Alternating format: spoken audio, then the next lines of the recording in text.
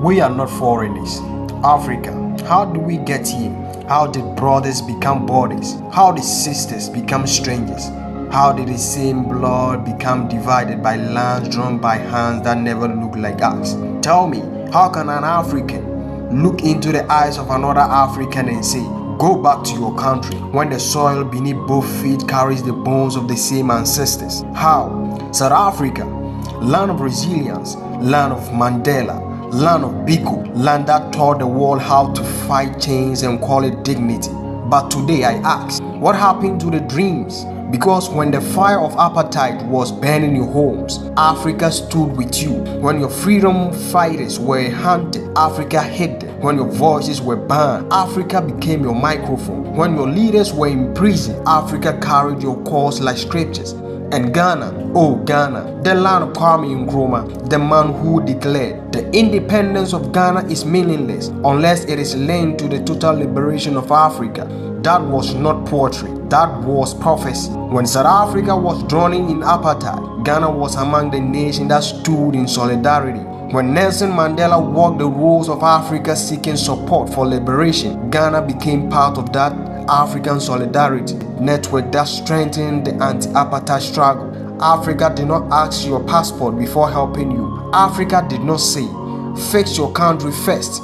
Africa said, your pain is our pain. So today, why are Ghanaians, Nigerians, Zimbabweans, Congolese and fellow Africans being hunted in African streets as though they are invaders? Who taught us to hate ourselves? Because it wasn't our ancestors. Our ancestors traded across these lands before borders existed. The Ashanti and the Zulu, the Yoruba and the Xhosa, the Ewa and the Soto, they were never enemies. Colonialism cut Africa into pieces, and now we defend those cuts like they are sacred. Listen, a border is not stronger than blood. A passport is not deeper than ancestry. An accent is not greater than identity. We are one. South Africa, remember this. The freedom we breathe today was watered by the prayers of this continent. The chains that fell from your hand were broken by African unity.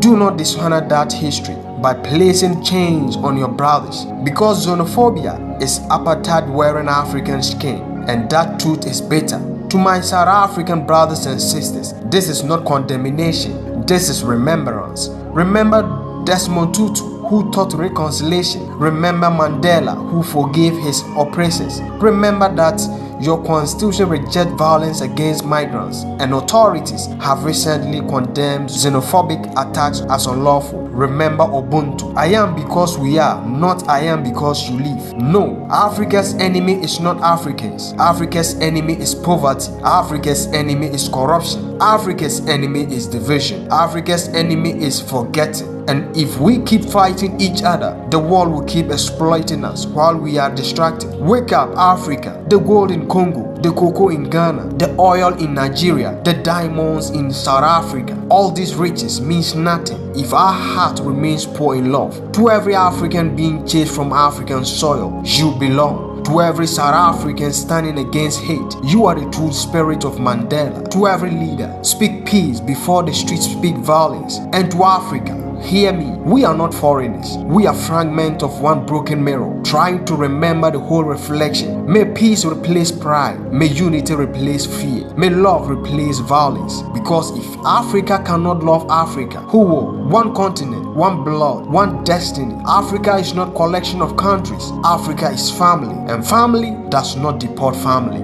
Thank you.